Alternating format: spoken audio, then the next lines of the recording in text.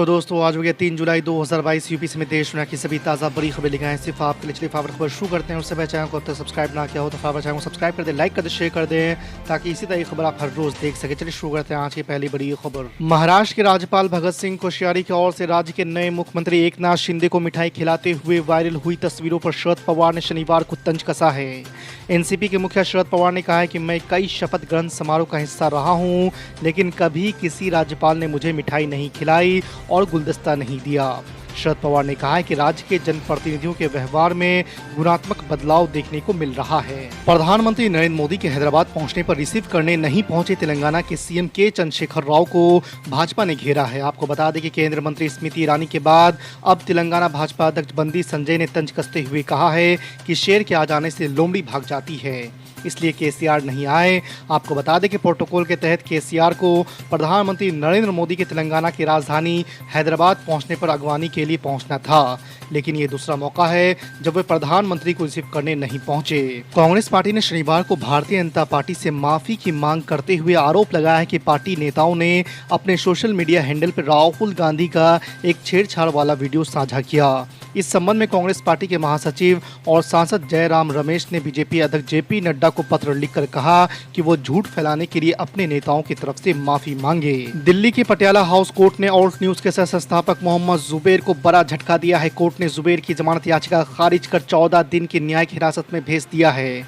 आपको बता दें कि जुबैर की जमानत याचिका का विरोध करते हुए दिल्ली पुलिस की IFSO यूनिट ने दलील दी है कि उसे कई देशों से फंडिंग को लेकर सबूत मिले हैं, जिसको वेरीफाई करना है। आगे दोबारा पूछताछ करनी पड़ सकती है, इसलिए फिलहाल जेल भेज दिया जाए। पुलिस जरूरत पड़ने पर दोबारा जुबैर की कस्टडी के लिए अर्जी लगा सकती है। समाजवादी पार्टी के राष्ट्रीय अध्यक्ष अखिलेश यादव ने कहा है कि भाजपा कोई भी साजिश कर सकती है, उसके पास झूठ फैलाने का एक बड़ा प्रचार तंत्र है। उन्होंने कहा है कि जर्मनी के तानाशाह हिटलर के पास तो एक ही प्रचार मंत्री था, यहाँ तो कई है, हमें इनसे सावधान रहना है। आपको बता दें कि अखिलेश यादव ने शनिवार को पत्रकारों से बातचीत में ये बातें कही हैं। उन्होंने कहा है कि भाजपा सरकार के कार्यकाल में प्रदेश में स्वास्थ्य सेवाएं बदहाल हो गई हैं। उदयपुर में दर्जी कन्हैया लाल की हत्या का मामला दिन पर दिन बढ़ता जा रहा है। नुपुर शर्मा के विवादित बयान के बाद से शुरू हुए बवाल पर सियासत भी गर्माती जा रही है। इसको लेकर कई संगठन भी सड़कों पर उतर आए हैं। अब बरेली के मौलाना तौकीर रजा ने भी कन्हैया लाल हत्या मामले में बड़ा बयान दिया है। तौकीर रजा ने उदयपुर की घटना के पीछे भाजपा और RSS की मिलीजुली साजिश बताया है। इसके अलावा इत्तेहाद मिल्लत काउंसिल के प्रमुख मौलाना तौकीर रजा खान ने शनिवार को अपने आवास पर प्रेस कॉन्फ्रेंस करते हुए नुपुर शर्मा मामले में सुप्रीम कोर्ट की सख्त टिप्पणी का भी स्वागत किया है। बिहार में सत्ताधारी JDU और उसकी गठबंधन साथ ही भाजपा के बीच से आ रही तनातनी खबरों के बीच लोजपा रामविलास के राष्ट्रीय अध्यक्ष और सांसद चिराग पासवान ने बड़ा बयान दिया है। चिराग पासवान ने कहा है कि भाजपा और JDU के बीच जिस तरह परस्पर विरोधाभास चल रहा है और राजद अपने आप को मजबूत कर रही है, ऐसे में बिहार में नए समीकरण और नए गठबंधन की सुगबुगाहट हो रही है।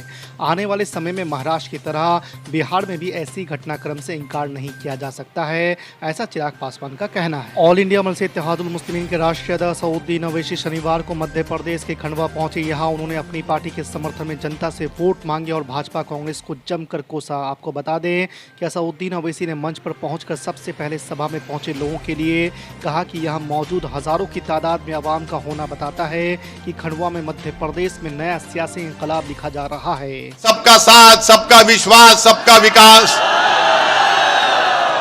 मेरे अजीज दोस्तों और बुजुर्गों, डेवलपमेंट कहाँ है?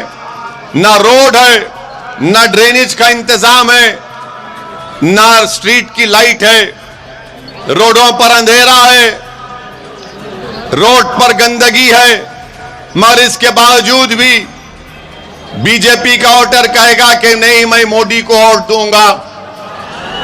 हम उनसे पूछना चाहते हैं कि तुम्हारे घर के सामने लाइट नहीं है, पानी नहीं है, ड्रेनेज का मौसर इंतजाम नहीं है, मगर आप भाजपा को कैसे वोट देंगे? तो बोलेंगे नहीं, ओवैसी को रोकना है इसलिए मोदी को वोट देंगे। आप बताइए कि पीने का पानी नहीं है मगर ओवैसी को मुद्दा बनाते हैं इलेक्शन में। अरे पीने का पानी मुद्दा है, स्ट्रीट लाइट मुद्दा है, ड्रेनेज लाइन मुद्दा है, और फिर यहां पर 8 महीने पहले एक कम्युनल राइट हुआ, फसाद हुआ और हमको बताया गया कि 7 घरों को डिमोलिश कर दिया गया।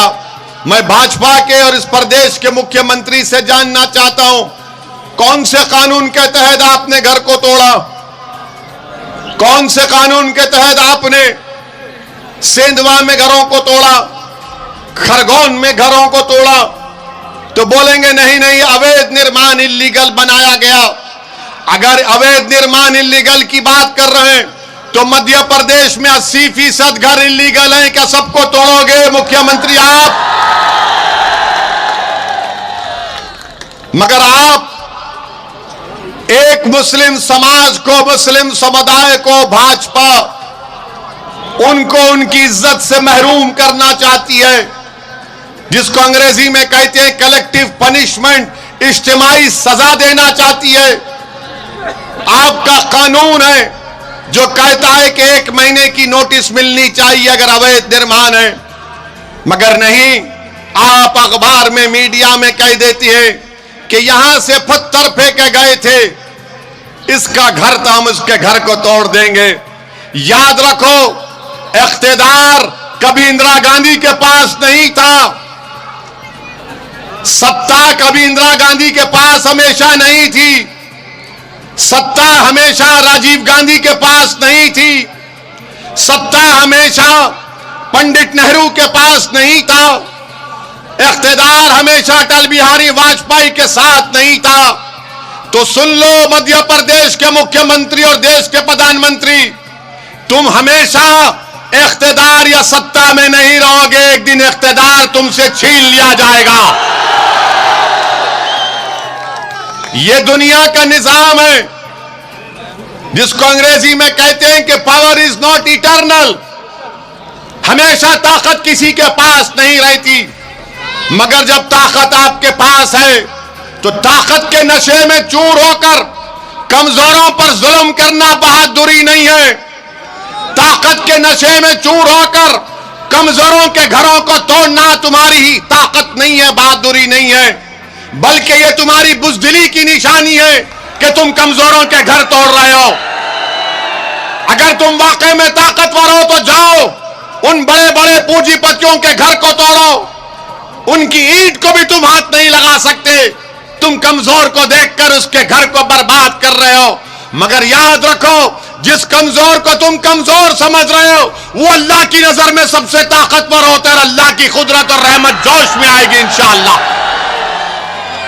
मेरे अजीज दोस्तों और बुजुर्गों, फिर तीसरी बात यह है कि मजलिस इत्तेहादुल मुस्लिमीन के ऊपर इल्जाम लगा दिया जाता है कि मजलिस इत्तेहादुल मुस्लिमीन भड़काऊ भाषण देती है, कम्युनल पॉलिटिक्स करती है।